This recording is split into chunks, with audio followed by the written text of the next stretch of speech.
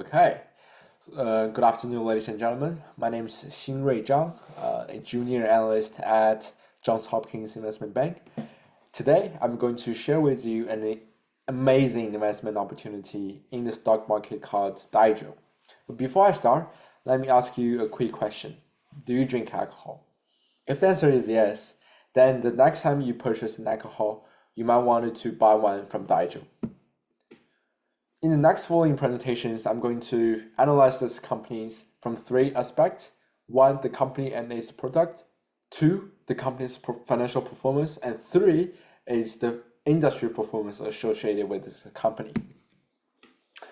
Now, let me give you a brief introduction of this company. So Daijo is a well-versed company for investment, mainly from three perspectives. One is the company has market benefit, as the consumer is boosting the alcohol industries recently. And two is that the company has operational benefit because the company is always controlling their product qualities and they're also promoting positive drinking behaviors.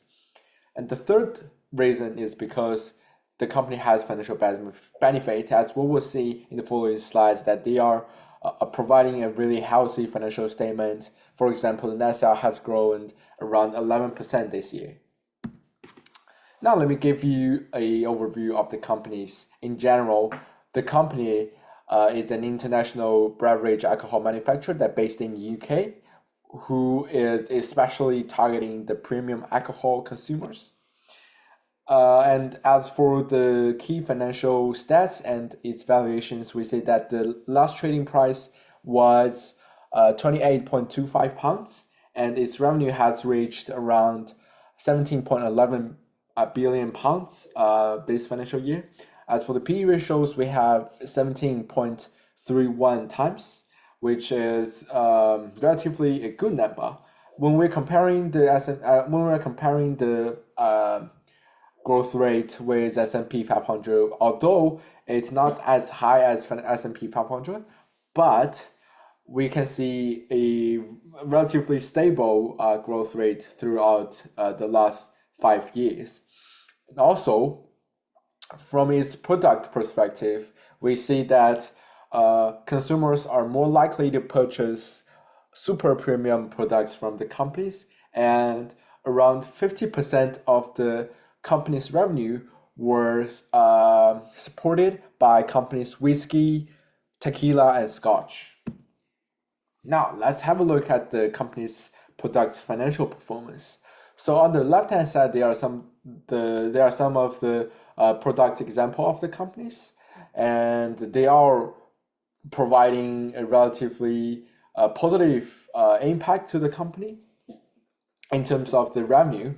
And on the right-hand side, we see that Scotch has a net sales at 12%, tequila has a net sales around 19%, and beer has a net sales around 10%. As for the market performance overall, we draw two companies as an analogy from operating performance and from capital structures and valuation views. So similarly, those two companies landed at the same price growth rate. However, Foreman has a larger fluctuation throughout the year compared to Richard. As for the operating performance, we see that Daijo is dominating in this industry, not only from the revenue perspective, but also from the EBITDA perspective. Also from the capital structures, we can say that Daijo is also dominating in the market capitalizations. However, it also has the largest debit, indicating that it might use the money to invest and to innovate.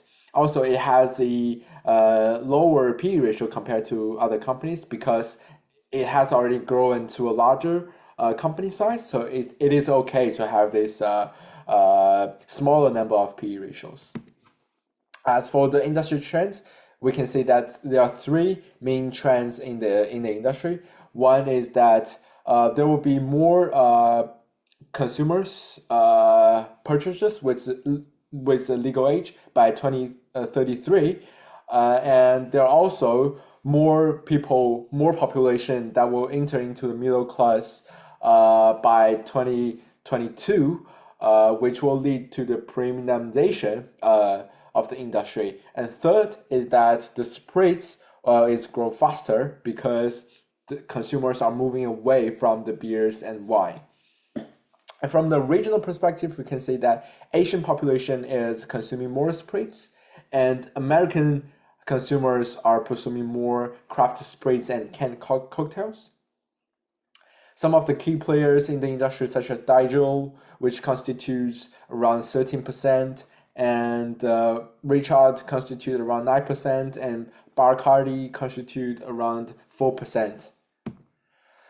Every coin has two sides, so as this company. So there are risks and challenges of this company, such as supply chain disruptions, macroeconomic and financial volatilities, geopolitical volatility, and business interruptions. But companies is developing to cope with those challenges in financial year 2023. For example, they have enhanced digital infrastructure, also to cope with the geopolitical volatility such as Ukraine and Russia conflicts.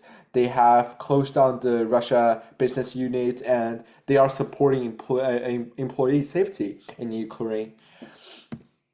So all in all, the company is providing a good sign in terms of the financial and investment opportunities, because the company is providing a excellent alcohol product, and they are have a really healthy financial statement, and also they are operating in a thriving industry. So those are the reasons why I'm recommending buying this stock. And thank you very much. That concludes my presentation. Thank you very much for your listening.